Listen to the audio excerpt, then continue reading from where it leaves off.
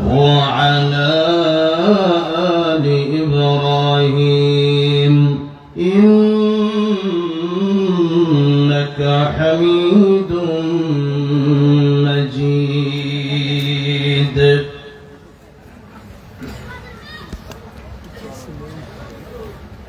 ঢাকা দোহার মোড়া একতা যুব সংঘের উদ্যোগে আয়োজিত প্রথম বার্ষিক ওয়াজ মাহফিলের সম্মানিত শ্রদ্ধাভাজন সভাপতি মুফতি আমিনুল ইসলাম আজিজি দামাত বারাকাতুহুম, আমার পূর্বে অত্যন্ত গুরুত্বপূর্ণ মা বাবার হক সম্পর্কে আলোচনা করেছেন। আমার অত্যন্ত কাছের মানুষ, এই দোহারের একজন গর্বিত সন্তান, আপনাদের সকলের পরিচিত মুখ মুফতি সানিম আশরাফ দোহারি হাফিজাহুল্লাহ। আল্লাহ রাব্বুল আলামিন আমার ভাইকে আরো বেশি বেশি কোরআনের কথা বলার তৌফিক দান করেন, পড়েন আমিন। আজকে যিনি প্রধান বক্তা হিসেবে আলোচনা করবেন,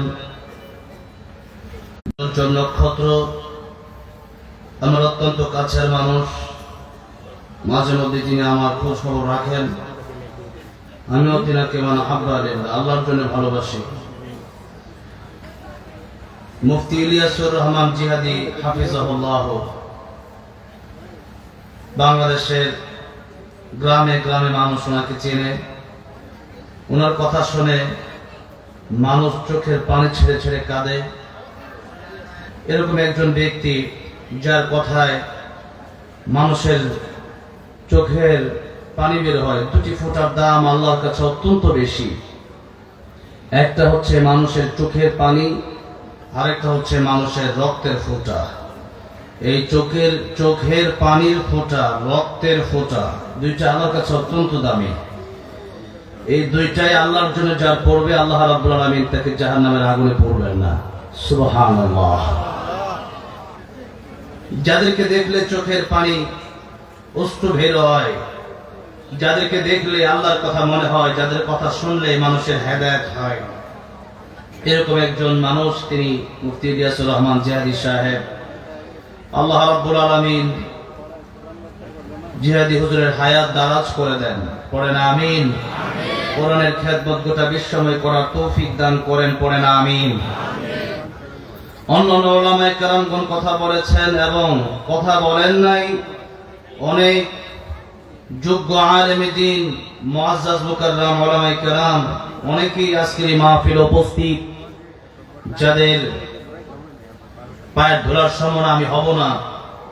অনেক মুরব্বীরা এসেছেন যাদের দাড়ি পেকে গেছে।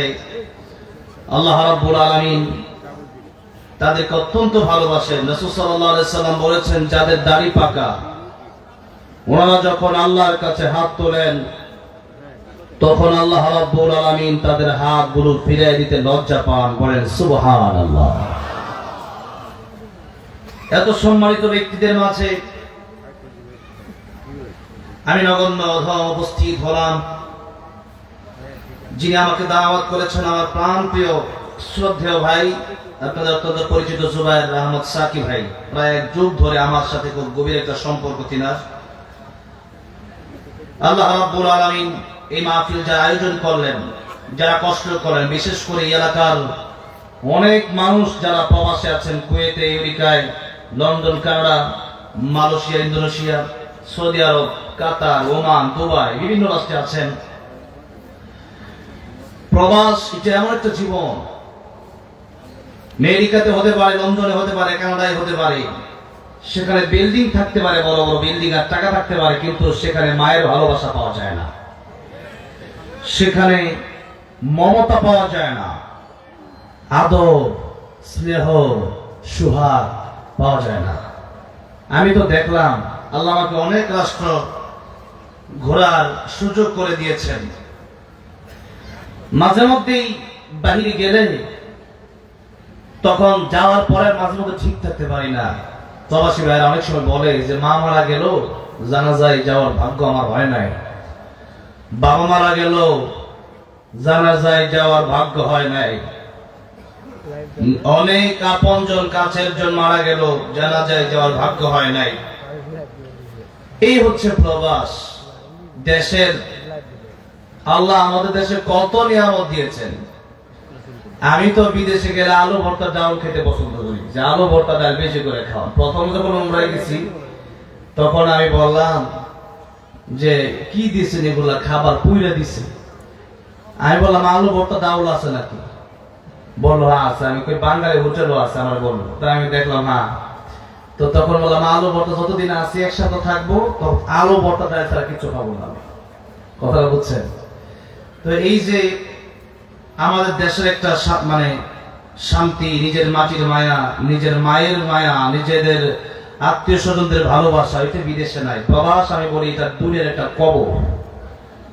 মানুষের যে কি কষ্ট সেখানে, 50 ডিগ্রি সেলসিয়াস তাপমাত্রাও থাকে, তখন এই রৌদ্রের ভিতরে মানুষ কাজ করে।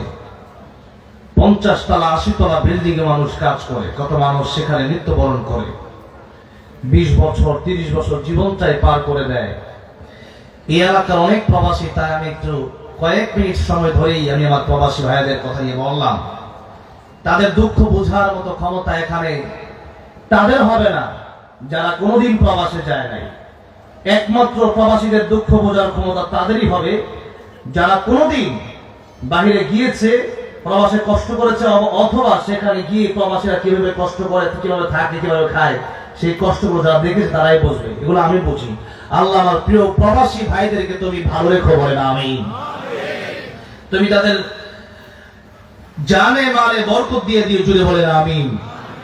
অনেকেই কষ্ট করেছে প্রোগ্রামের জন্য। আল্লাহ যারা কষ্ট করেন, আসলেন, বসলেন, কাল কিয়ামতের ময়দানে এই মাহফিল আমাদের নাজাতের উসিলা বানায় দিন, বলেন আমিন। আজকে আলোচনা শুরু করার আগে আপনাদেরকে একটি বিশেষ কথা আমি বলতে চাই। বিশেষ কথা বলার আগে একটু আমরা সকলেই পড়ছি আলহামদুলিল্লাহ। এই আওয়াজ হবে না। আল্লামা সাইদি রহমাতুল্লাহ আলাইহি বলেছেন, বিড়ালের মতো 500 বছর বেঁচে থাকার কোনো লাভ নাই, সিংহের মতো 1 ঘন্টা বাঁচতে চাই। ঠিক আছে? সেরকম আওয়াজ দিবেন। আমরা বিগত 16 বছর অনেকে বিড়ালের মতো হয়ে গিয়েছিলাম, যার কারণে দেশে বৈষম্য হয়েছিল। বিড়ালের মতো হওয়া যাবে না, সিংহের মতো আওয়াজ করতে হবে। ঠিক আছে? কারণ ইমানদার যারা, এদের কোনো ভয় নাই। আমরা কেবলমাত্র একজনকে ভয় করি, তিনি কে? আমরা একজনকে ভালোবাসি, তিনি কে? ওয়াল্লাযীনা আমানু আশাদ্দু হুব্বাল লিল্লাহ। সুতরাং আমাদের এই কণ্ঠ আমরা যেন স্তব্ধ করে না দিই, কণ্ঠ যেন আমাদের দারাজ থাকে ইসলামের জন্য। আল্লাহ কবুল করেন, বলেন আমিন। হৃদয়ের গভীর থেকে আল্লাহর প্রেমে মাতোয়ারা হয়ে প্রাণ খুলে যে আল্লাহ বলার ক্ষমতা দিলেন, যে আল্লাহ চলার ক্ষমতা দিলেন, যে আল্লাহ হায়াত দান করলেন, যে আল্লাহ রিজিক দিলেন, যে আল্লাহ আপনার চেয়ে কম বয়সে অনেক মানুষ পৃথিবী থেকে চলে গেল। আমি বগুড়া এক জায়গায় কয়েকদিন আগে আলোচনা করার জন্য গেলাম, সেখানে দেখলাম আমার পিছন থেকে একজন মানুষ একসাথে নামাজ পড়লো, স্টেজই মারা গেল। স্টেজ থেকে বাড়িতে গেল, গিয়ে মারা গেল।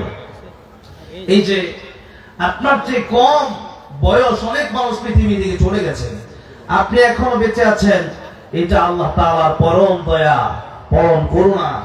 এই জন্য হৃদয়ের আবেগ অনুভূতি উজাড় করে প্রাণ খুলে পড়ছি আলহামদুলিল্লাহ।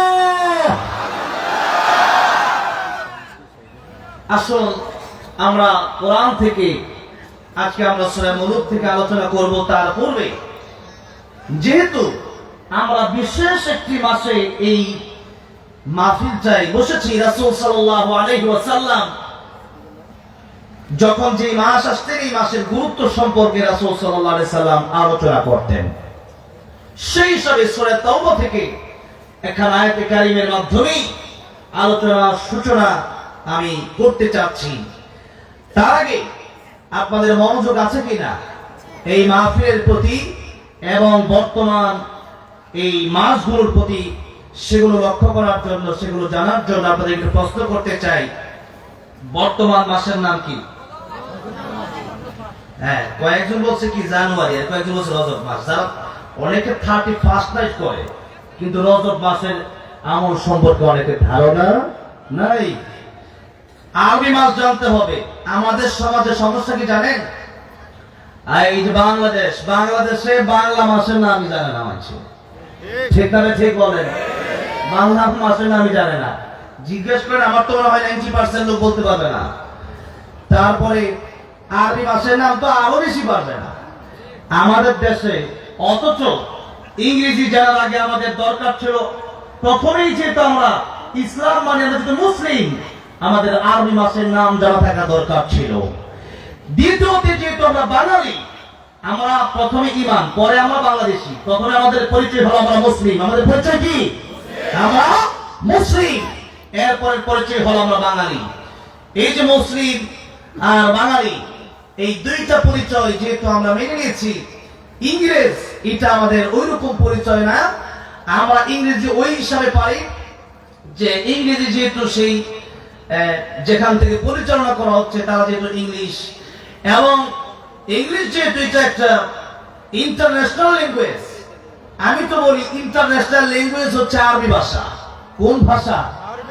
যেই ভাষার শেষ আছে সেটা ইন্টারন্যাশনাল হতে পারে না।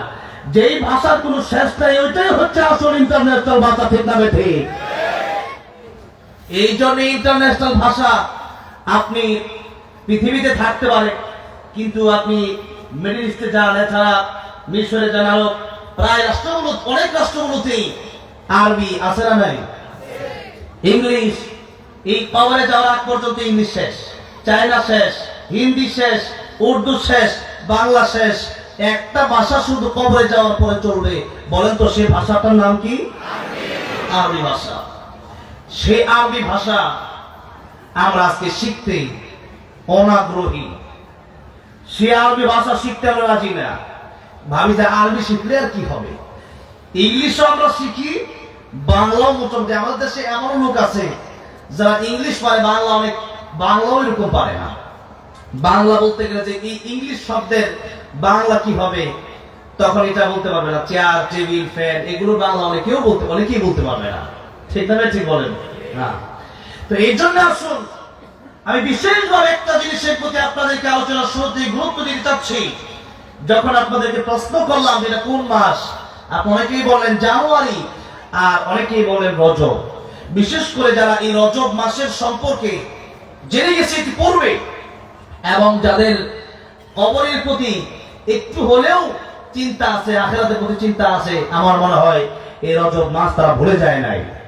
এই রজব মাস যেহেতু আপনারা অনেকেই বলেছেন, কিছু মানুষ জানুয়ারি বলেছেন, সেই কারণে আমি প্রথমেই বলতে চাচ্ছি আরবি মাসের সাথে আমাদের ইবাদতের সম্পর্ক আছে না নাই? আরবি মাসের সাথে ইবাদতের সম্পর্ক। মনে করেন শাবান মাস 29 তারিখে শেষ হয়, আরবি মাসে 29 অথবা 30। এখন 29-এ শাবান মাস শেষ হয়ে গেল, রমজান শুরু হয়ে গেল। আপনি যদি খবর না রাখেন, আপনি ভাবতে পারেন যে এখন হয়তো শাবান মাসের 30 তারিখ। তাহলে একটা রোজা যদি আপনার কাছ থেকে ছুটে যায়, সারা জীবন যদি ওই রোজা রাখতে চান, যে রোজা একবার ছুটে গেল ফরজ রোজা, সারা জীবন যদি আপনি রোজা রাখেন, ওই রোজার মতো সমান পরিমাণ সওয়াব কি আপনি পাবেন? পাবেন না। জামাতের সাথে নামাজ আদায় করলে নির্দিষ্ট সময়ের প্রচুর দাম। সময়ের কথা আল্লাহ রাব্বুল আলামিন সূরাতুল আসরে কেটেছেন, ওয়াল আসর। মহাকালের শপথ, ইতিহাসের শপথ, সময়ের শপথ। এই যে এখানে সময়, এই যে সময়ের কসম আল্লাহ কাটলেন, তার মানে সময়ের দাম আছে না নাই? সময় আমাদের মাঝ থেকে চলে যাচ্ছেন। ইবনে কাইয়িম রাহমাতুল্লাহ আলাইহি বলেছেন যে আমরা যে জীবনটা পার করে আসলাম ওটা হচ্ছে আমাদের স্বপ্নের মতো। একটু ভেবে দেখেন, এটা স্বপ্নের মতো চলে গেছে। আর সামনে যে জীবন আসতেছে ওইটা হচ্ছে শুধু আমার আকাঙ্ক্ষা। ঠিক না? ঠিক। আর মানুষের আকাঙ্ক্ষার সাধারণতই শেষ হয় না। নবীজি বলেছেন,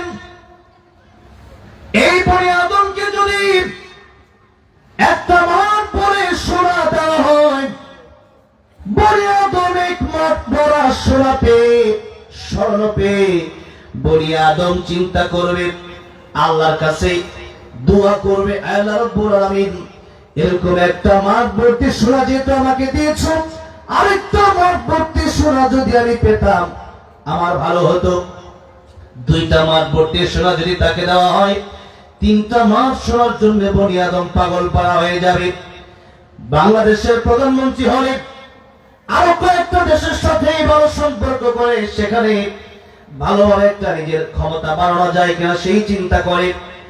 আবার আমেরিকার প্রেসিডেন্ট হলে শুধু আমেরিকার চিন্তা করে না, বরং সারা পৃথিবী কেমন তার হাতের মুঠোয় আনা যায় সেই চিন্তায় সে ডোনাল্ড ট্রাম্প করে।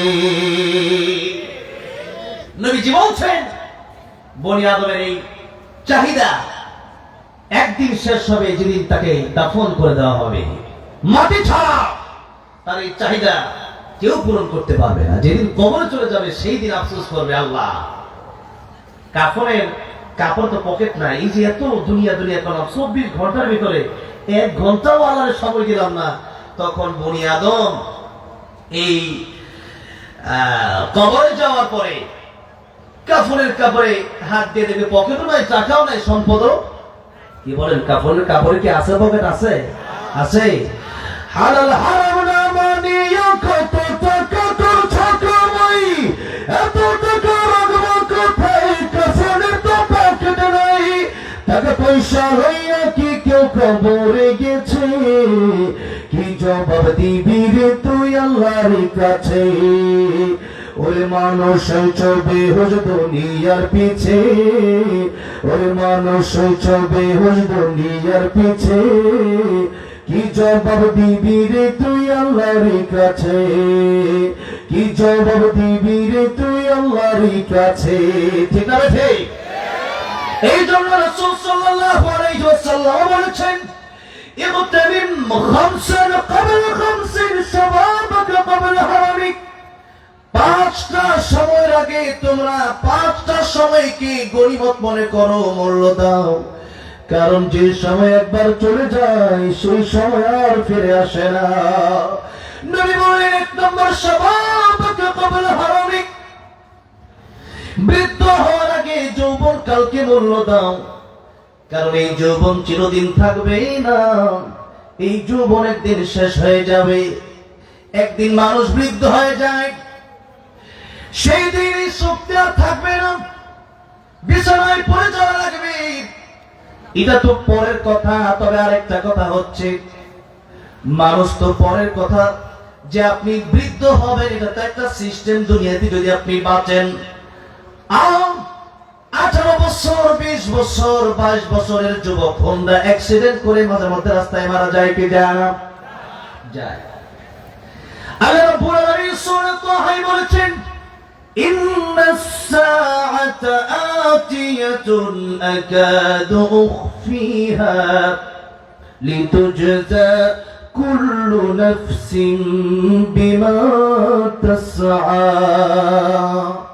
নিশ্চয়ই কিয়ামত আসবে, আর আমি আল্লাহ তাকে গোপন রেখে দিলাম। আমি একটা কথা তেলাওয়াত করলাম যে সাআ মানে কিয়ামত। আর এই সাআর ব্যাখ্যা করতে গিয়ে রাসূল করিম সাল্লাল্লাহু আলাইহি সাল্লাম বলেছেন, মান মাতা ফাকাদ কামাত কিয়ামাতুহু।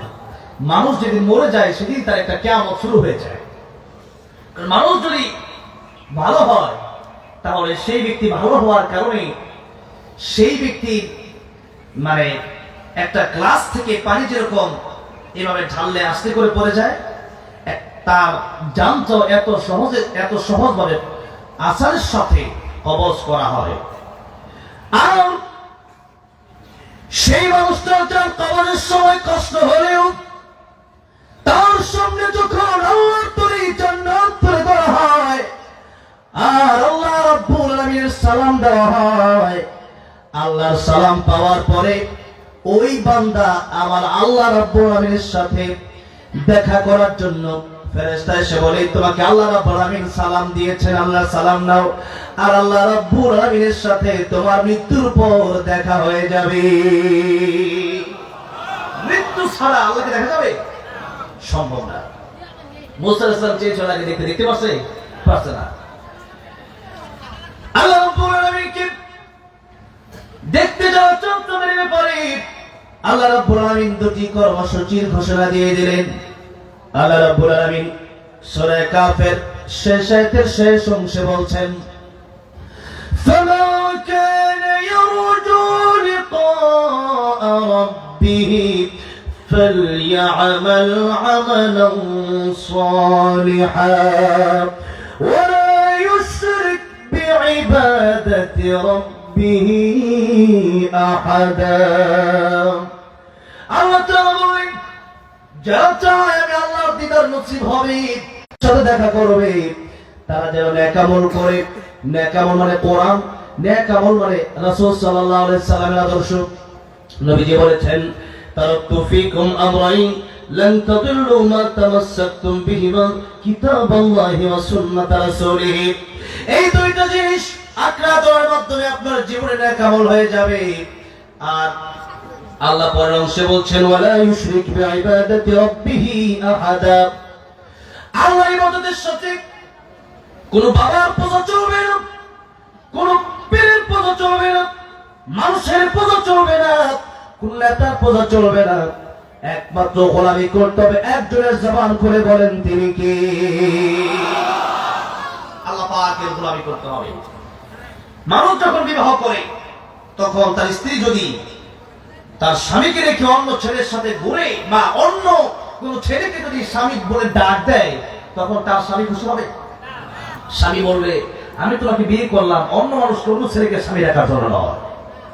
আল্লাহ রাব্বুল আলামিন বলেন তাবারাকাল্লাযী বিয়াদিহিল মুলকু ওয়া হুয়া আলা কুল্লি শাইইন কাদির। আকাশে এই জমিনে আমরা যারা এই পৃথিবীতে আছি সবার মালিকানা কার হাতে? আল্লাহর হাতে।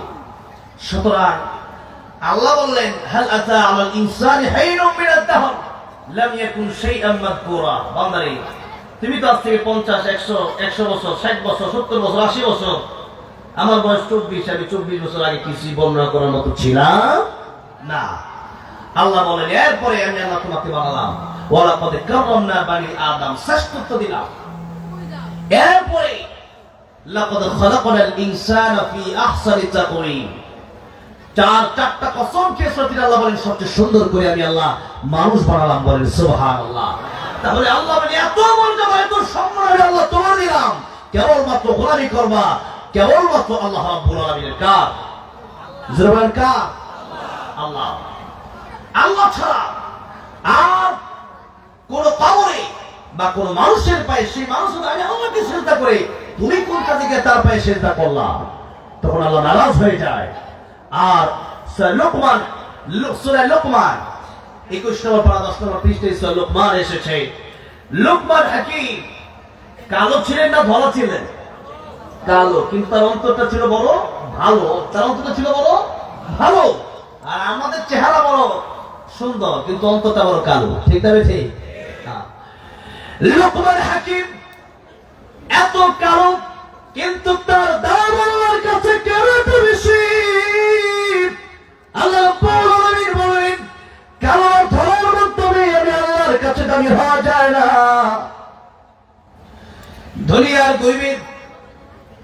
দুনিয়ার গরিব হওয়ার মাধ্যমে আমি আল্লাহর কাছে দামি হওয়া যায় না। বেশি সুন্দর হওয়ার মাধ্যমে আমি আল্লাহর কাছে দামি হওয়া যায় না। বেশি লম্বা হলেই আমি আল্লাহর কাছে দামি হওয়া যায় না। বরং উচ্চ মাপের বংশের জন্মগ্রহণ করলে আমি আল্লাহর কাছে দামি হওয়া যায় না। বরং সূরা হুজুরাত আল্লাহ রাব্বুল আলামিন বললেন ইন্না আকরামাকুম ইনদাল্লাহি আতকাকুম। আমি আল্লাহর কাছে তার দাম বেশি যার অন্তরে আমি আল্লাহর ভয় আছে। কার ভয়? জোরে কার ভয়? যাদের হৃদয়ে আছে আল্লাহর ভয় তারা কভু পথ বলে যায় না। আল্লাহর প্রেম ছাড়াই দুনিয়ায় কারো কাছে কোনো কিছু চায় না। ঠিক না? ঠিক। রাতের আধারে যারা সিজদাতে রয় দু চোখের অশ্রুতে নদী যেন বয়। চলনার হাত ছানি যতই আসুক পিছনে ফিরেও তাকায় না। যাদের হৃদয়ে আছে আল্লাহর ভয় তারা কভু পথ বলে যায় না। আল্লাহর প্রেম ছাড়া এই দুনিয়ায় কারো কাছে কোনো কিছু চায় না। এই জন্য নবী বলেন আত্তাকওয়া হাহুনা, আত্তাকওয়া হাহুনা, আত্তাকওয়া হাহুনা। তাকওয়া এটা অন্তরের ব্যাপার। কিসের ব্যাপার? অন্তরের ব্যাপার। চেহারা বড় সুন্দর হলে ভালো হয়ে যায় না। অনেকের চেহারা বড় ভালো কিন্তু জালেম, অনেকের চেহারা বড় ভালো সুদ খায়, অনেকের চেহারা বড় ভালো ঘুষ খায়, অনেকের চেহারা বড় ভালো মানুষের সাথে অন্যায় আচরণ করে, অনেকের চেহারা বড় ভালো কিন্তু নামাজি না। এরকম ভাবে আল্লাহর কাছে দামি হওয়া যায় না। হযরতে বেলাল রাদিয়াল্লাহু আনহু কালো, কিন্তু নবী যখন জান্নাতে গেলেন দেখলেন কার পায়ের হাঁটার আওয়াজ যেন শোনা যায়। নবী ডেকে বললেন জিবরাইল, কার পায়ের আওয়াজ জান্নাতের ভিতরে আমার আগে শোনা যায়? জিবরাইল ডেকে বললেন ইয়া রাসূলুল্লাহ, ইয়া হাবিবাল্লাহ, জান্নাতের সেই ব্যক্তির আওয়াজ শোনা যায়, এটা দুনিয়ার অন্য কোনো মানুষ না, আপনার পেয়ারা হযরতে কালো বেলাল রাদিয়াল্লাহু আনহুর হাঁটার আওয়াজ। তিনি দুনিয়াতে হাঁটেন আর তার হাঁটার আওয়াজ আল্লাহ করেই জান্নাতে এসে পৌঁছে যায়। কালো হলে আল্লাহর কাছে দামি হওয়া যায়, আর যদি সুন্দর হয়, তাকওয়া যদি না থাকে, নামাজি যদি না হতে পারেন, আল্লাহ নাফরমানি করে যদি বিদায় হন, এই জীবনের কোনো মূল্য নাই। বলছিলাম লোকমান হাকিম, উনি কালো কিন্তু ওনার দাম কত বেশি।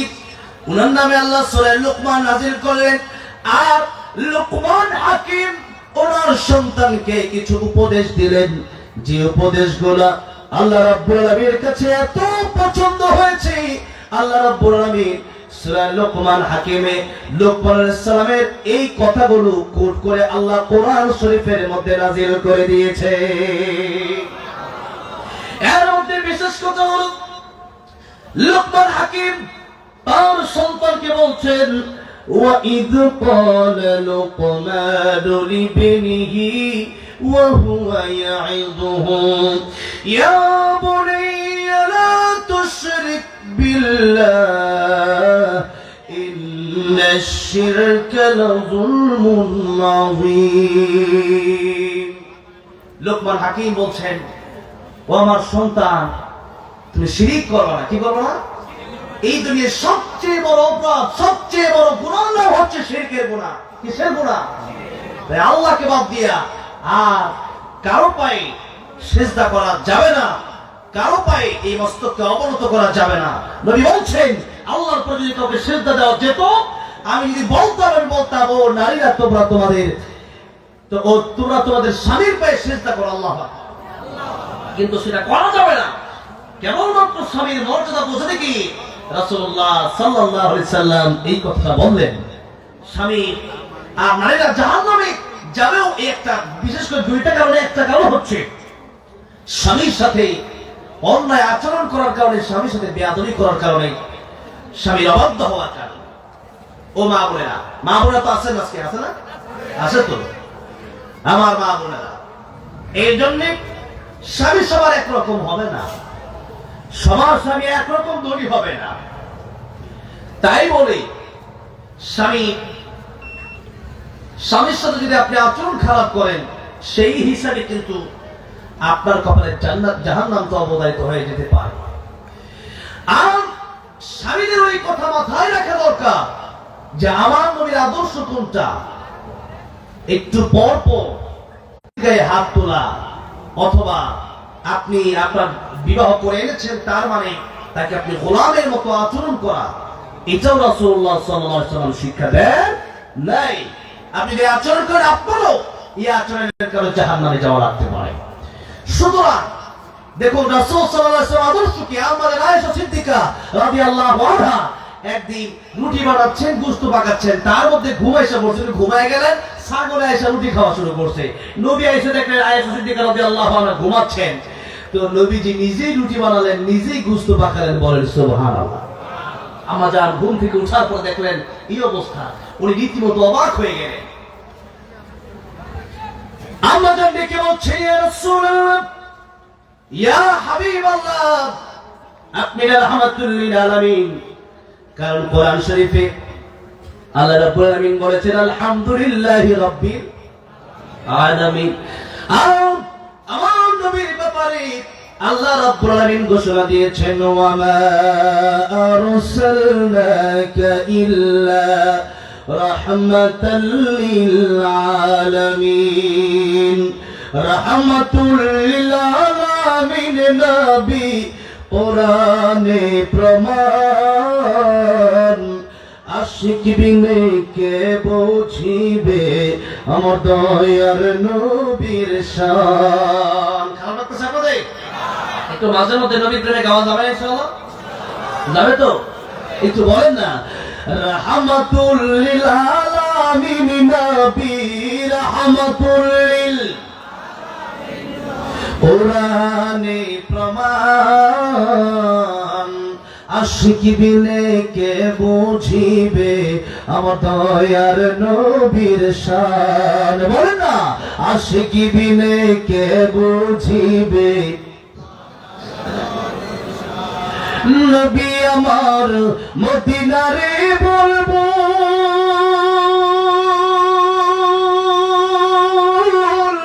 আমার আল্লাহ ভালোবেসে নামটি দিলেন হাবিবে রাসূল। আল্লাহু আকবার। নবী আমার মদিনারে বলবো আমার আল্লাহ ভালোবেসে নামটি দিলেন হাবিবে রাসূল। ওই নবীকে ভুল বুঝিলে থাকবে না ঈমান। আশিক বিনে কে বুঝিবে আমার দয়ার নবীর শান। রাহমাতুল লিল আলামিন নবী রাহমাতুল লিল কোরআনে প্রমাণ। আশিক বিনে কে বুঝিবে আমার দয়ার নবীর শান। উম্মত বিনে কে বুঝিবে আমার দয়ার নবীর শান। খারাপ লাগতেছে? আপনাদের কষ্ট হলে একটু আমার মাঝে মধ্যে বললেন, কথাটা বুঝতে পারছেন? কেমন তো খাওয়া দাওয়া শুরু করে না। ইলিয়াস জাহেদি সাহেব আসতেছেন, আলহামদুলিল্লাহ। এত বড় বড় মানুষকে আপনারা পেয়েছেন, আমি তো ছোট মানুষ এখানে, আর অল্প সময় কথা বলবো আর কি। তো আপনাদের কষ্ট হলে আমার বলবেন, তাহলে আমি আস্তে ধীরে শেষ করবো। পুষতে এক জায়গায় গেলাম, তো সভাপতি সাহেব বললো ভাই আপনি শেষ করে বলি, কেন আমাকে খুব ঘুম ধরতেছে, তো ঘুম চুম ধরলে বলেন, ঠিক আছে? হ্যাঁ থাকবে তো, শেষ করবো তো ইনশাআল্লাহ। হ্যাঁ থাকবেন, দেখি তো একটু হাতটা উঠে দাঁড়া দেন তো। লিল্লাহি তাকবীর, লিল্লাহি তাকবীর। আল কোরআনের কোরআন হাদিস যেখানে, আলেম ওলামা যেখানে, লিল্লাহি তাকবীর। হাত নামান, আল্লাহ কবুল করেন বলেন আমিন। এবং দেখেন আমার নবীজি তিনি নিজেই রুটি বানালেন আর নিজেই তিনি গোশত পাকালেন। আম্মা জানা আয়েশা সিদ্দিকা রাদিয়াল্লাহু আনহা বলছেন আপনার রাহমাতুল লিল আলামিন নবী। আল্লাহর পরে পৃথিবীতে কার সম্মান? আমার নবীর সম্মান। ঠিক না? ঠিক। তিনি সৃষ্টির শ্রেষ্ঠ, তিনি রুটি বানাচ্ছেন, তিনি গোশত পাকাচ্ছেন, কি সুন্দর। শুধু তো তাই না, ইহুদির বাড়িতে গেলেন, ইহুদির বাড়িতে যাওয়ার পরে বলে কাজ আছে, বলে কাজ আছে। কাজ করতেছেন আমার নবী বা বালতি দিয়ে কুয়া থেকে পানি উঠায় খেজুর বাগানে দিচ্ছিলেন। বালতিটা পড়ে গেল, ইহুদি এসে আমার নবীর গালে একটা কষায় থাপ্পড় বেঁধে দিলেন, জোরে করে নাউজুবিল্লাহ। আমার নবী কি চরিত্র শিক্ষা দিয়েছেন, আমাদের চরিত্রটা কোথায় আজকে? যার চরিত্রের সার্টিফিকেট দিয়েছেন ইন্নাকা আলা খুলুকিন আযীম। আল্লাহ কে সার্টিফিকেট দিয়েছেন? কে দিয়েছেন? আল্লাহ দিয়েছেন। আমার নবী থাপ্পড়ের বদলে থাপ্পড় দিলেন না, নবীজি চলে গেলেন। ইহুদি চিন্তা করে অনেক লম্বা ঘটনা অনেক লম্বা করা আমার উদ্দেশ্য নয়। আমি ঘটনাগুলো 1-2 মিনিটের ভিতরেই আমি বলার চেষ্টা করি, অনেক কথাই আমার বলার দরকার। কয়টা বলবো? সমাজে তো অনেক সমস্যা। রাসূল সাল্লাল্লাহু আলাইহি ওয়াসাল্লাম চলে গেলেন। ইহুদি তার মনে কাঁপন সৃষ্টি হয়ে গেল। যে কি হয়ে গেল, এত সুন্দর ব্যবহার কার বাড়িতে স্ত্রী, আমি থাপ্পড় দিলাম, উল্টা আমার সাথে সুন্দর ব্যবহার করে চলে গেল। তার স্ত্রী বলল, চেহারা একটু বর্ণনা দাও। বর্ণনা দেওয়ার পরে স্ত্রী বলল, স্বামী চিনো না, তিনি তো মুহাম্মদুর রাসূলুল্লাহ সাল্লাল্লাহু আলাইহি সাল্লাম। গালে থাপ্পড় দিছো, এই হাত তো তোমার গজবে ধ্বংস হয়ে যাবে। লোকটা চলে গেলেন রাসূল সাল্লাল্লাহু আলাইহি সাল্লামের দরবারে, গিয়ে সালাম দিলেন, আসসালামু আলাইকা ইয়া রাসূলুল্লাহ। নবীজি বলেন, কে? ইহুদি বলে, ইয়া রাসূলুল্লাহ, আমি ওই ব্যক্তি যে ব্যক্তি আপনাকে থাপ্পড় দিয়েছিলাম। নবীজি পারমিশন দিলেন ঘরে ঢোকার জন্য। বলল, ইয়া রাসূলুল্লাহ, এই দেখেন একটা হাত নিয়ে আসছে, আরেক হাত কাইটা নিয়ে আসছে। আল্লাহ আকবার। মনে আর মানে নাই, বুঝতে পারি নাই। আপনি যে রহমতুল্লাহ আলাইহি, এই হাত নিয়ে আমি কবরে যাব, আমি জাহান্নামে যাব, আমি সইতে পারবো না। রাসূলুল্লাহ সাল্লাল্লাহু আলাইহি সাল্লাম বলেন, ইহুদি, হাত তো দোষ করে নাই, দোষ তো তোমার অন্তরে ছিল, তোমার কালিমা পড়ো নাই, তুমি কোরআন তুমি বুঝো নাই, যার কারণে তুমি আমাকে চিনো নাই, বিদায় থাপ্পড়টা দিয়েছিলে। ইহুদি বলল, এত সুন্দর আচরণ আপনার কাছে আর দেরি করতে চাই না, আপনার কাছে কালিমা পড়ে মুসলমান হয়ে যেতে চাই। ইয়া রাসূল, আপনি পড়া দেন, লা ইলাহা ইল্লাল্লাহু মুহাম্মাদুর রাসূলুল্লাহ সাল্লাল্লাহু আলাইহি ওয়াসাল্লাম। এই ছিল রাসূল সাল্লাল্লাহু আলাইহি ওয়াসাল্লামের চরিত্র। রাসূলুল্লাহ সাল্লাল্লাহু আলাইহি ওয়াসাল্লাম আমার আয়েশা রাদিয়াল্লাহু আনহাকে বলছেন, আয়েশা, আমি রহমাতুল লিল আলামিন হতে পারি, আল্লাহর পরে আমার মর্যাদা তা ঠিক, কিন্তু আয়েশা রে, তুমি তো আমার স্ত্রী, আমি তো তোমার স্বামী, আমি কি তোমার সাথে একটু সহযোগিতা করব না? আল্লাহু আকবার। কি ছিল চরিত্র! চরিত্রের উজ্জ্বল দৃষ্টান্ত দিয়েছেন রাসূল করিম সাল্লাল্লাহু আলাইহি ওয়াসাল্লাম। এই আচরণ আমাদের ভিতরে দরকার আছে না নাই? আমাদেরকে এক থাপ্পড় বলে আমরা 5টা ঘুষি মারি, ঠিক না? ঠিক। ও তো তোর দল সব নিয়ে আমার দল আমি নিয়ে যেতেছি, এরপর শুরু হয় মামলা, একজনে হত্যা আর একজন সারা জীবন জেল, নাকি বলেন? এই হচ্ছে আমাদের চরিত্র। বিশ্বনবী রাহমাতুল্লাহ আলাইহির চরিত্র যদি আপনি মেনে আমাদের হতো না। আল্লাহ আমাদেরকে প্রিয় রাসূলুল্লাহ সাল্লাল্লাহু আলাইহি সাল্লামের চরিত্র অনুযায়ী জীবন পরিচালনা করার তৌফিক দান করো, জোরে বলেন আমিন। বলছিলাম, আল্লাহর সাথে শিরক করা যাবে না। কি করা যাবে না? মাই ইউশরিক বিল্লাহি ফাকাদ হারামাল্লাহু আলাইহিল জান্নাতা ওয়া মাওয়াহুন নার। জান্নাত হারাম হয়ে যাবে, জাহান্নাম ওয়াজিব হয়ে যাবে। সুতরাং শিরক থেকে আমরা বেঁচে থাকবো ইনশাআল্লাহ। অনেক লম্বা চূড়া শিরক নিয়ে আলোচনা, আমি যে বিষয় নিয়ে আলোচনা করবো সেদিকে যাবো। তার আগে আমি আপনাদেরকে যে বিষয় নিয়ে এতক্ষণ কথা বলতে বলতে আসলাম, যে নবীজি বললেন 5টা বিষয়ের আগে তোমরা 5টা সময়ের আগে 5টা সময়কে তোমরা গনিমত মনে করো। এর মধ্যে 1 নম্বরে বলেন শাবাবাকা ক্বাবলা হারামিক, এই যৌবন কালকে তোমরা গুরুত্ব দাও। যৌবন কালে যারা আল্লাহর ইবাদত করবে, তারা বৃদ্ধ হয়ে গেলে সেই ইবাদত যদি নাও করতে পারে, আল্লাহ সেই ইবাদতের সওয়াবটা, যেরকম নফল ইবাদত, অনেক সময় দেখা গেছে আপনি বৃদ্ধ হয়ে গেলেন, এখন তো মসজিদে যাওয়া সম্ভব না, অনেক সময় বসে নামাজ পড়া সম্ভব, তখন ইশারায় পড়লেন, তখন এই যে যৌবন কালে ইবাদতের কারণে আল্লাহ রাব্বুল আলামিন বৃদ্ধ বয়সে ওই সওয়াবগুলো আপনাকে ফ্রিতে দিয়ে দিবে। সুবহানাল্লাহ, জোরে বলেন সুবহানাল্লাহ।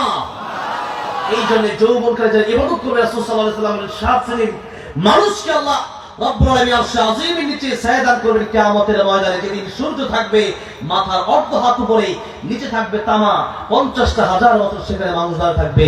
আর যারা যৌবন কালে আল্লাহর ইবাদত করবে, এদেরকে আল্লাহ রাব্বুল আলামিন আরশে আযীমের নিচে সেদিন সায়দান করবেন। এই গেল এক। দ্বিতীয় নম্বরে আল্লাহ নবী বললেন, সিহহাতাকা ক্বাবলা সাকামিক, সুস্থ থাকা অবস্থায় আল্লাহর গোলামি করো। অসুস্থ হয়ে যাওয়ার আগে যদি মানুষ অসুস্থ হয়ে যায়, খাওয়া দাওয়া ভালো লাগে না, যদি মানুষ অসুস্থ হয়ে যায়, নামাজ পড়তে আগের মতো শক্তি পায় না, চলাফেরা করতে পারে না, চাকরি করতে পারে না, খেত খামারে যেতে পারে না, গাড়িতে উঠতে পারে না, নিজে নিজে একা একা চলতে পারে না। মানুষের যখন জ্বর আসে অথবা অন্যান্য যে কোনো অসুস্থতার ভিতরে যখন মানুষ পড়ে যায়, তখন মানুষ সুস্থতা কত বড় নিয়ামত তখন সেই ব্যক্তি টের পেয়ে যায়। সুস্থতা এত বড় নিয়ামত। এই যে খাচ্ছেন রুচি, মুখে রুচি দান করছেন কে? আল্লাহ। এই তো গত নভেম্বরে এমন অসুস্থ হলাম, খেতে পারি না, প্রায় 3-4 দিন, 3-4 দিন খাবার না খেয়েছিলাম। একটা অবস্থায় আমি শুধু চিন্তা করলাম, আল্লাহ, সুস্থতা কত বড় নিয়ামত, কমপক্ষে যে খাবার খেতে পারি এটাই যেমন কত বড় নিয়ামত। যা খাই তাই তিতা লাগে। কি লাগে? তিতা লাগে। কি আর খাবো, খাবারই খেতে পারি না।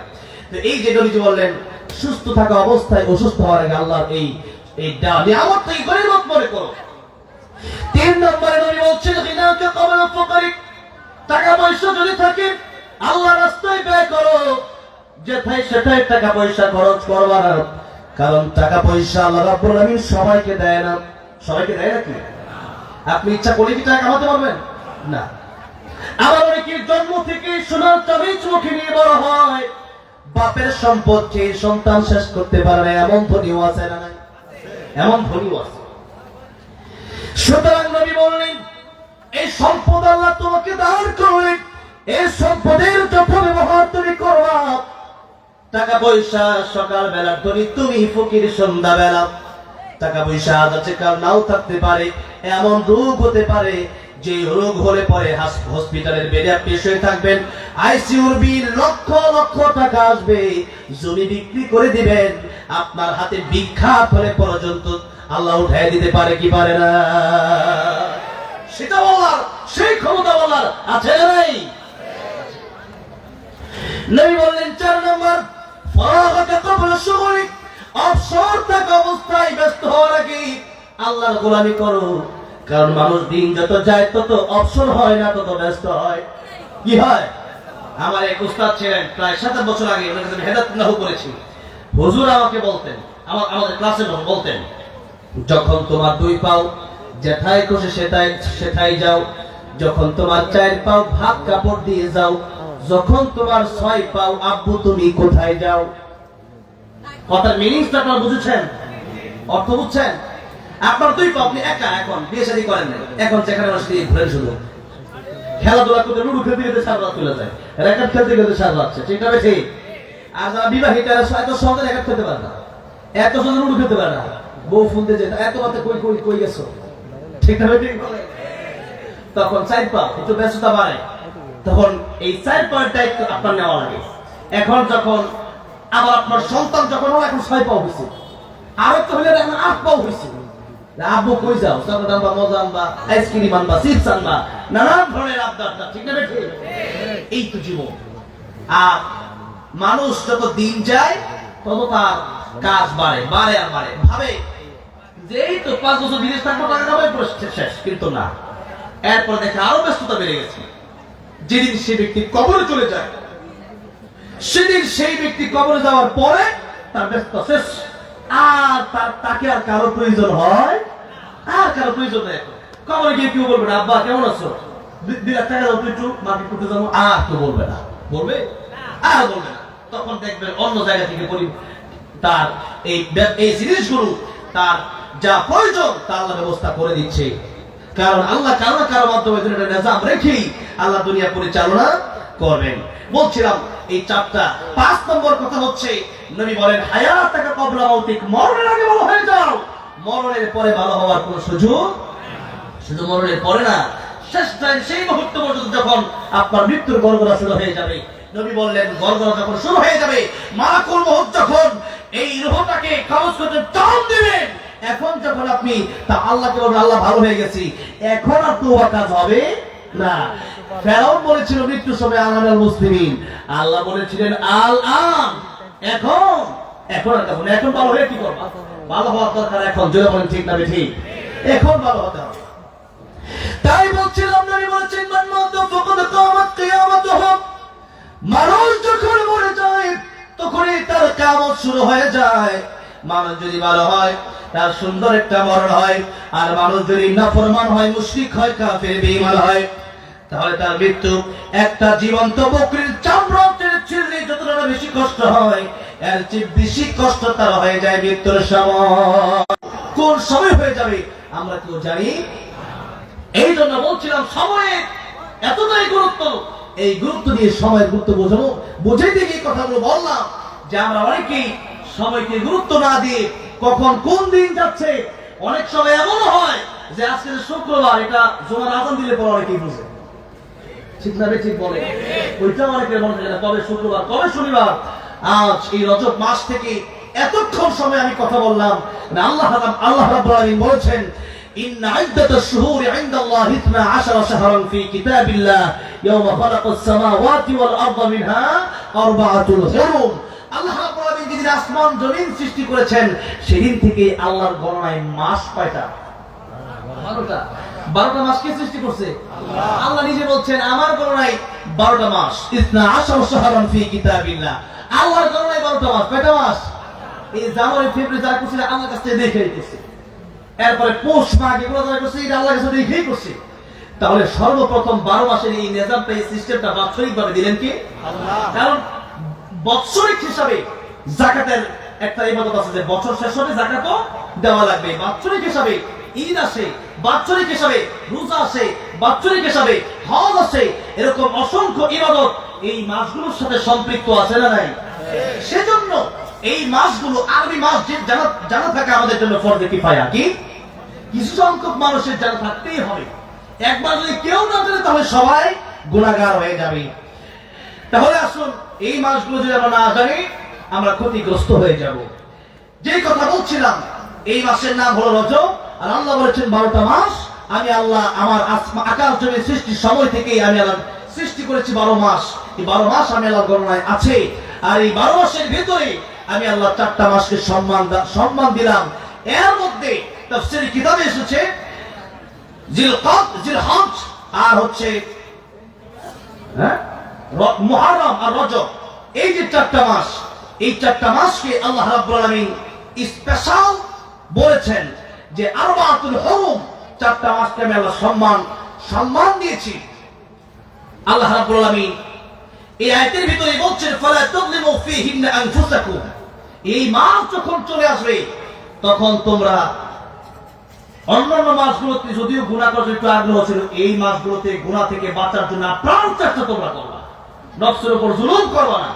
এই মাসে তোমরা গুনাহ করার চেষ্টাই করবা না, গুনার ধারে কাছেও যাবা না। কারণ এই মাসটা এত সম্মানিত মাস। এই মাসের চাঁদ যখনই উঠে যেত রাসূল সাল্লাল্লাহু আলাইহি সাল্লাম কোন দোয়া বেশি বেশি পড়তেন বলেন? হ্যাঁ, এই যে দোয়াটা, এই দোয়াটা এভাবে প্রচলিত আছে আল্লাহুম্মা বারিক লানা ফি রজব ওয়া শাবান। আর হাদিস শরীফের জব্দে একেবারে হাদিসে যেভাবে আসছে আমার নাহর কায়দা অনুযায়ী এইভাবেই আসছে যে আল্লাহুম্মা বারিক লানা ফি রজবিন ওয়া শাবান ওয়া বাল্লিগনা রমাদান। এই দোয়া আপনারা বেশি বেশি পড়বেন। পড়ছেন তো সবাই? এই রজব মাস শুরু হওয়ার পরে কারা কারা পড়ছেন দেখি একটু হাত তোলেন তো। দেখছেন এই কয়জন পড়ছেন? হাতটা নামান। তারপরে এখনো অনেকেই পড়েন নাই। তাহলে এই দোয়া রাসূলুল্লাহ সাল্লাল্লাহু আলাইহি ওয়াসাল্লাম আমাদেরকে শিক্ষা দিয়ে গেছেন। কারণ সামনে রমজান মাস আসতেছে। রাসূলুল্লাহ সাল্লাল্লাহু আলাইহি ওয়াসাল্লাম দোয়া করতেন, আয় আল্লাহ রমজান পর্যন্ত হায়াত বাড়ায় দেন। কারণ যেই মাসে নফল করলে ফরজের সওয়াব, ফরজ করলে 70টা ফরজের সওয়াব। আর আল্লাহ এমন রাত রেখেছেন, হায়াত তো আমাদের কম, এমন উপহার, এমন সিস্টেম আল্লাহ রাব্বুল আলামিন অন্য কোন উম্মতের জন্য রাখেন নাই। লাইলাতুল কদরি খায়রুম মিন আলফি শাহর। হাজার হাজার মাসের চাইতেও এত উত্তম একটা রাত আল্লাহ দিলেন এই মানুষকে যে এক রাত ইবাদত করবে হাজার হাজার মাসের সওয়াব আল্লাহ দান করবে। সুবহানাল্লাহ জোরে বলেন। তাই রাসূল করিম সাল্লাল্লাহু আলাইহি ওয়াসাল্লাম আল্লাহর কাছে দোয়া করতেন, আল্লাহুম্মা বারিক লানা ফি রজবিন ওয়া শাবান। আয় আল্লাহ রজবে আর শাবানে আপনি আমাদেরকে বরকত দান করেন। আর রমজান মাসে, রমজান মাস পর্যন্ত বাল্লিগনা রমাদান আপনি আমাদেরকে পৌঁছায় দেন। রমজান মাস পর্যন্ত বেঁচে থাকলে এত ইবাদত করা সম্ভব হবে যে হাজার হাজার বছর, হাজার হাজার মাস বেঁচে থাকলে যে ইবাদত করা সম্ভব হতো না, এই ইবাদত একটা রাতে করা সম্ভব হবে। সুতরাং ওই একটা রাত জীবনে একবার যে পেয়ে গেল সেই ব্যক্তির হাজার বছরের চাইতেও বেশি জীবন পেয়ে গেল। সুবহানাল্লাহ। আমি হাজার বছর কেন বললাম? এখানে হাজার হাজার মাস। কত হাজার মাস আল্লাহ ভালো জানে। এই জন্য হাজার হাজার মাস। তাহলে সেখানে আল্লাহ যে কত নেকি, কত সওয়াব দান করবেন সেটা আল্লাহ ভালো জানে। এই জন্য সেই রোজার ব্যাপারে এসেছে সমরি ওয়া নাজিবিহি, অন্য বড় এসেছে ওয়া নাউজবিহি। আল্লাহ এক বড় এসেছে যে রোজার পুরস্কার আমি আল্লাহ নিজ হাতে দেব। আরেক বড় এসেছে যে ব্যক্তি রোজা রাখলো তার পুরস্কার আমি আল্লাহ নিজেই হয়ে গেলাম। সুবহানাল্লাহ। কেউ যদি 500 টাকা লাগবে এটা এক বিষয়, এত না, যা লাগবে কি লাগবে আমি নিজেই তোমার হয়ে গেলাম। তোমার যা লাগবে সবই আমি দেবো। জোরে করো সুবহানাল্লাহ। আল্লাহ তো ওয়া আনা উজজা বিহি, আমি আল্লাহ তাআলা হয়ে যাই। এত গুরুত্বপূর্ণ একটা মাস সামনে আসছে, আর এই মাসের প্রস্তুতি রাসূলুল্লাহ সাল্লাল্লাহু আলাইহি সাল্লাম রজব থেকেই শুরু করতেন। কোন মাস থেকে? রজব থেকে। এখন থেকেই গুনাহ বন্ধ করে দেওয়ার মতো সিদ্ধান্ত নেওয়া লাগবে। এই মাস যখন চলে আসতো, তখন কাফির বেঈমান পর্যন্ত তাদের যুদ্ধ লেগে থাকতো বিভিন্ন গোত্রে। তারা এই যুদ্ধগুলো বন্ধ করে দিত, যে রজব মাস আসছে, কোরআন শরীফে এই মাসের কথা আসছে, সুতরাং এই মাসে আল্লাহ বলেছেন ফালা তাযলিমু ফীহিন্না আনফুসাকুম, তোমরা এই মাসে গুনাহ করবা না, গুনাহ ছেড়ে দিবা। সুতরাং এই মাসে যুদ্ধ করা যাবে না, এই মাসে সব বন্ধ। সুতরাং কাফেররা এই আয়াতের অনুসরণ কাফেররা পর্যন্ত করেছে। আমরা মুসলিম হওয়ার পরে যদি এই মাসে যদি এখনো গালি দেই, এখনো মিথ্যা বলি, এখনো গুনার ভিতরে হাবুডুবু খাই, বলেন তাহলে আমাদের অবস্থাটা কোথায় গেল? আমাদের চিন্তাধারা কোথায় গেল? যেখানে কাফের বিমানেরা এই আয়াতের অনুসরণ করেছে, এই আয়াত মেনে নিয়েছে, আর আমরা যদি মুসলিম হই এই আয়াত না মানি, তাহলে কি আমরা যদি না মানি আল্লাহ ক্ষতি হবে? আল্লাহ ক্ষতি হবে? ক্ষতি হবে না। তাই আসুন সূরা মুলুক থেকে অল্প সময় কথা, আমি ভাবছিলাম যে মাস নিয়ে অল্প সময় কথা বলে রজব মাস নিয়ে, এরপরে সূরা মুলুকে ঢুকবো, কিন্তু আমি হয়তো 10 মিনিট থাকবো, হুজুর চলে আসবেন এখনই। তো এই যে অল্প সময়ের ভিতরে যে কথাগুলো বললাম, এখন থেকে আমি সূরা মুলুকে একটু ঢুকতে চাই। তার আগে সূরা মুলুক পড়লে লাভটা কি হবে তা একটু বলি। রাসূলুল্লাহ সাল্লাল্লাহু আলাইহি সাল্লাম বলেছেন, সূরা মুলুক প্রতিদিন যারা পড়বে, প্রতি রাতে এশা নামাজ পড়ে রাসূলুল্লাহ সূরা মুলুক তেলাওয়াত করতেন। 30 আয়াত বিশিষ্ট এই সূরা, এই সূরা যারা প্রতি রাতে তেলাওয়াত করবে তাদের কবরে আযাব হবে না। সুবহানাল্লাহ, পড়তে ইচ্ছা করে না? কবরে আযাব, এটা বিশ্বাস করেন তো আপনারা? কবরে যে আযাব আছে, হ্যাঁ, এই কবরের আযাব এর চেয়ে ভয়ানক আর কি? যেখানে ওসমান রাদিয়াল্লাহু আনহু গেলেই শুধু কাঁদতেন। সাহাবীরা জিজ্ঞেস করলেন, রাসূল করিম সাল্লাল্লাহু আলাইহি সাল্লাম জান্নাত জাহান্নাম নিয়ে এত আলোচনা করে, আপনি তো এত কাঁদেন না? যত কবরের পাশে গেলে আপনি যত বেশি কাঁদেন। ওসমান রাদিয়াল্লাহু আনহু বললেন, ও সাহাবীরা, আমার সাথীরা, এই কবর আমার রাসূল করিম সাল্লাল্লাহু আলাইহি সাল্লাম বলেছেন, এই কবর হলো প্রথম স্টেশন। এই কবরে যে ব্যক্তি ধরা খেয়ে যাবে, সে মিজানে ধরা খেয়ে যাবে, পুলসিরাতে ধরা খেয়ে যাবে, সে ব্যক্তি হাসরের ময়দানে ধরা খেয়ে যাবে। আর এই কবর আল কবর রাউযাতুম মিন রিয়াদিল জান্নাহ আও হুফরাতুম মিন হুফরিন নার, কবরটা যার জন্য জান্নাতের বাগান হয়ে যাবে তার চিন্তা কি? আর কবর কারোর জন্য জাহান্নামের গর্ত হয়ে যাবে, তার চিন্তার কোনো শেষ নাই। এই জন্য যারা কবরে মুক্তি পেয়ে যাবে, এটা হলো প্রথম স্টেশন, সে সব স্টেশনে মুক্তি পেয়ে যাবে। আর যে ব্যক্তি কবরে গিয়ে ধরা খাবে, ওই ব্যক্তি হাসরে ধরা খাবে, মিজানে ধরা খেয়ে যাবে, পুলসিরাতে ধরা খেয়ে যাবে, এমনকি জাহান্নাম তার নসিব হয়ে যেতে পারে। এই জন্য কবরের প্রস্তুতি আমাদেরকে নিতে হবে। আল কাইসু মান দারা নাফসাহু ওয়া আমিলা লিমা বাদাল মাউত, প্রকৃত জ্ঞানী ওই ব্যক্তি যে ব্যক্তি তার নিজের চিন্তা বেশি করে। আমরা এখন নিজের চিন্তা বেশি করি না মানুষের চিন্তা বেশি করি? কার চিন্তা বেশি করি? অমুকে ভালো না, অমুকের মেয়ে ভালো না, অমুকের ছেলেটা কালো, অমুকের মেয়ে যে বিয়ে দিচ্ছে ওই জায়গাটা ভালো না, ও একটা বাটপার। চা খাইতে বলি কি বোধ আছে না নাই? আছে না নাই? ওয়ালা ইয়াগতাব বা'দুকুম বা'দা আইয়ুহিব্বু আহাদুকুম আন ইয়াকুলা লাহমা আখিহি মাইতান ফাকারিহতুমুহু। আল্লাহ সূরা হুজুরাতে বলেন, গীবত করবা না, গীবত যদি করো আল্লাহ বলেন ইউহিব্বু আহাদুকুম, তোমাদের মধ্যে এমন কি কেউ পছন্দ করো যে ইয়াকুলা লাহমা আখিহি মাইতা, যে মরা ভাইয়ের কাঁচা গোশত চাবায় খাওয়া? আল্লাহ বলেন ফাকারিহ, তুমি তোমরা এটা অপছন্দ করো। কেউ কি মরা ভাইয়ের গোশত খায়? খায়? নবী বলেন তোমার দুইটা ক্ষতি হয়ে যাবে কিয়ামতের ময়দানে। একটা ক্ষতি তোমার নেক আমল তারে দিয়ে দেওয়া লাগবে, আর একটা ক্ষতি হলো তার গুনাহ তোমার আমল নামায় নিয়ে তোমাকে জাহান্নামের বোঝা টানতে হবে, জাহান্নামে তুলতে হবে। কেন তার বিরুদ্ধে গীবত করলাম? এই জন্য গীবত আমরা করবো না। বেশি বেশি জিকির করবো। কি করবেন? সুবহানাল্লাহ বলবেন, আলহামদুলিল্লাহ পড়বেন। যতক্ষণ আপনি সুবহানাল্লাহ আলহামদুলিল্লাহ পড়বেন, একবার পড়লে এই আকাশ জমিন ভর্তি সওয়াব আল্লাহ আপনার দান করে দিবেন।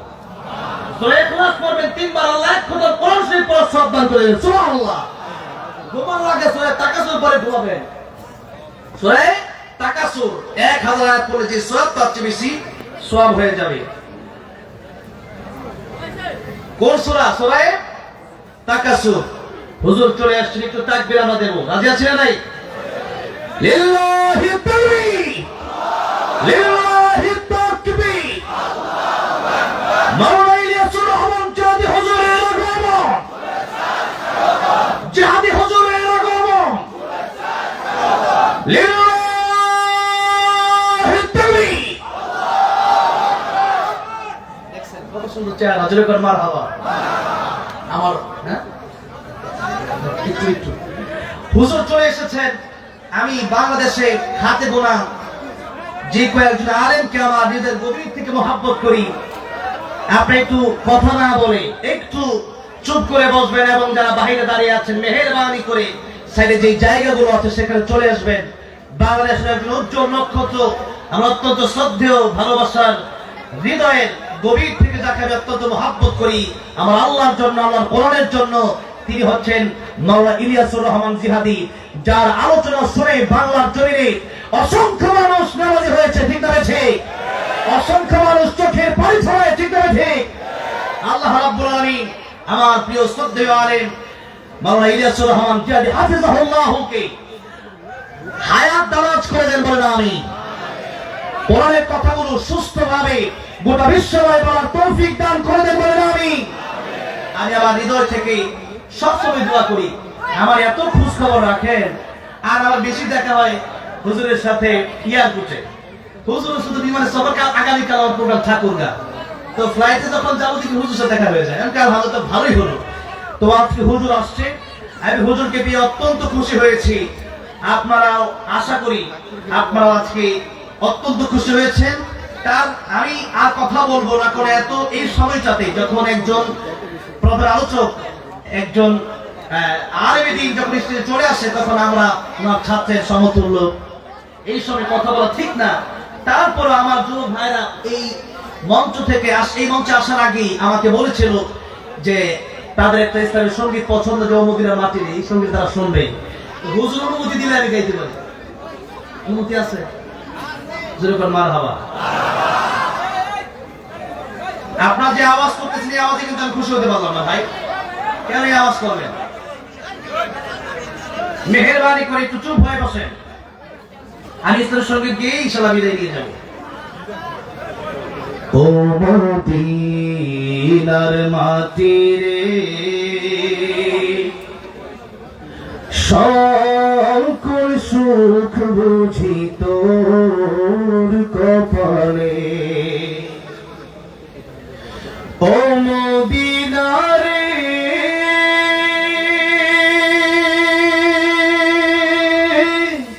তোর বুকে আমার নবী, যার লাগে পাগল সবই, যার তরে হইল সৃষ্টি ত্রিভুবন।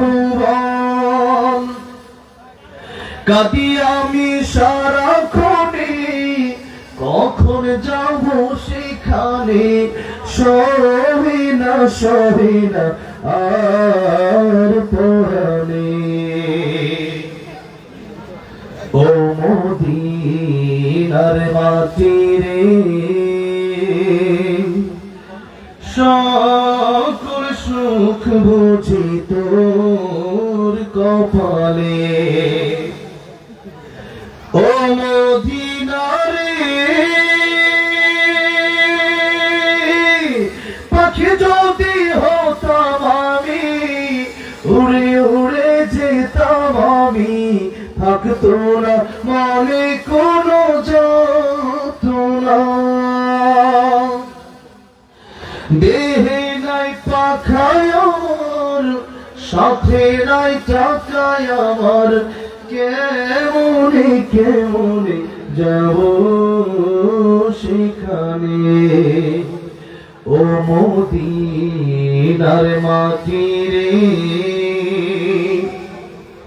সকল সুখ বুঝি তোর কপালে। আল্লাহ সবাইকে বারবার মক্কা মদিনা যাওয়ার তৌফিক দান করেন, বলেন আমিন। নবীর দিদার নসিব করে দেন, বলেন আমিন। বিদায় নিচ্ছি আমি।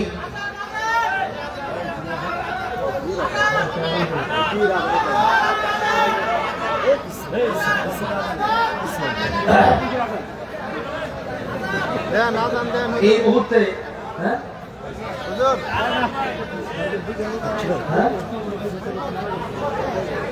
না, দোয়া তো হুজুর করবে, দোয়া আমার কাছেও চেয়েছেন। আমি তো দোয়া, আমি যখন স্টেজে বসি তখনই আমি দোয়া করে দিই। দোয়া করি নাই? আমার প্রবাসী ভাইদের জন্য দোয়া করছি, তারপরে আমার যারা কষ্ট করেছেন তাদের জন্য দোয়া করছি। আর দোয়া তো সবসময় মন থেকে আসে। আলহামদুলিল্লাহ এই এলাকাটা বাংলাদেশের হাতে গোনা কয়েকটা এই দুয়ারে আমার জন্য দশটা চা খাওয়াইছে, যেরকম মারহাবা। এই খাবারই তো বাংলাদেশে নাই, যেরকম আলহামদুলিল্লাহ। আল্লাহ কি নিয়ামত, কি যে হাতে কি জানতে লাগছে, যেরকম মারহাবা। খাওয়ার জন্যই শুধু আসা দরকার ছিল, অন্তত কয়েকদিন শুধু খাওয়ার জন্য। হ্যাঁ, আসবো ইনশাআল্লাহ। আচ্ছা, যাই হোক, আজান তো ইচ্ছাকে দেওয়ার মতো কোনো সিস্টেম নাই। গভীর রাত না হলে হুজুর তো এসেছেন। তারপর আমার কমিটির ভাইরা বলছে হুজুর যেহেতু বসে আছেন আমি একটু দিই, ঠিক আছে, তবে শর্ত আছে। একটু এতক্ষণে আওয়াজ হয়েছে, এগুলো ভালো লাগে নাই। একটু জোরে বলেন তো আল্লাহু আকবার। এই আওয়াজ হবে না, প্রত্যেক লাইন শেষ হবে আর জোরে বলবেন আল্লাহু আকবার। বলেন এই আওয়াজ হবে না, সিংহের মতো আল্লাহর প্রেম ভালোবাসা অন্তরিয়া আল্লাহু আকবার। প্রত্যেক লাইন শেষ হবে আর বলতে পারবেন তো? রেডি তো? দেখা যায়। আল্লাহু আকবার, আল্লাহু আকবার, আল্লাহু আকবার।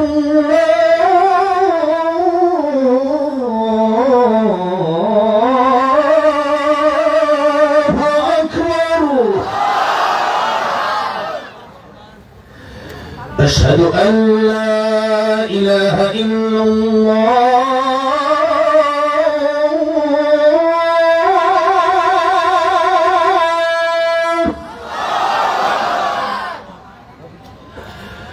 أشهد أن لا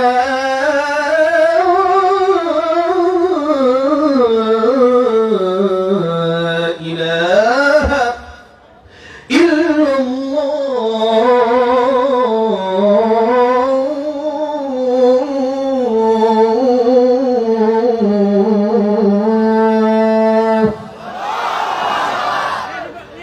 أشهد أن محمدا رسول الله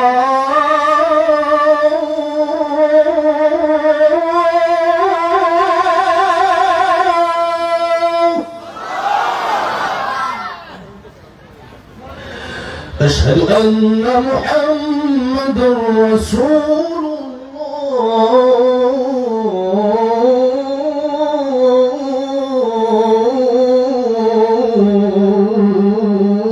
الله حي على الصلاة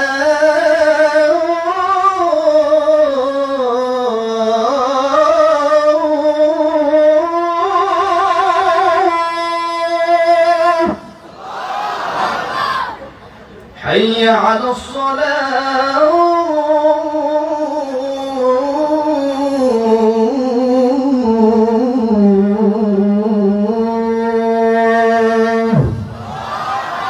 حي على الفلاح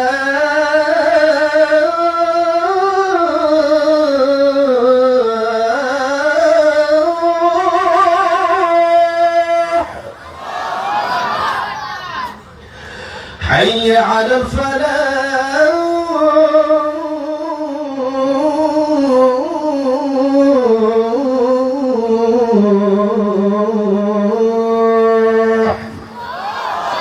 الله أكبر الله أكبر لا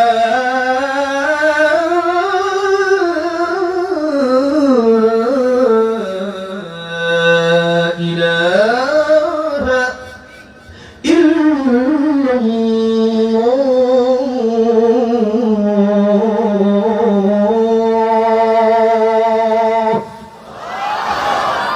আওয়াজ শুনে শুধু হবে নাকি আওয়াজও করতে হবে?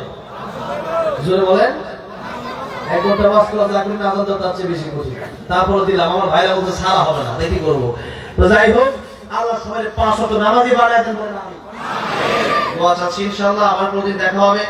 আমি একটু অসুস্থ, ঠান্ডা লেগে আছে, আজান দেওয়াতে কষ্ট হয়ে গেছে।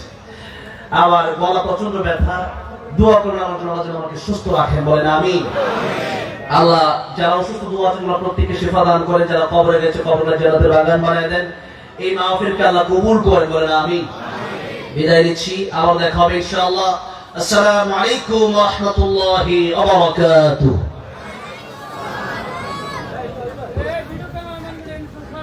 আলহামদুলিল্লাহ, এতক্ষণ অত্যন্ত গুরুত্বপূর্ণ আলোচনা পেশ করেছেন আমাদের আজকের মাহফিলের বিশেষ আকর্ষণ, লাখো যুবকের আইডল হযরত আল্লামা হযরত মাওলানা জুবাইর আহমদ তাশরীফ এতক্ষণ যে সমস্ত আলোচনা করেছেন, আল্লাহ তাআলা আমাদের সবাইকে উক্ত কথাগুলোর উপর আমল করার তৌফিক দান করুন। সম্মানিত সুধী, এই পর্যায়ে মৌলা একতা যুব সংঘ সম্পর্কে সংক্ষিপ্ত আলোচনা পেশ করছেন যুব সংঘের যুগ্ম সাধারণ সম্পাদক মোহাম্মদ রিফাত হুসাইন। মোহাম্মদ রিফাত হুসাইন এর পর্যায়ে আমাদের মাঝে মৌলা একতা যুব সংঘ সম্পর্কে সংক্ষিপ্তভাবে আলোচনা পেশ করছেন।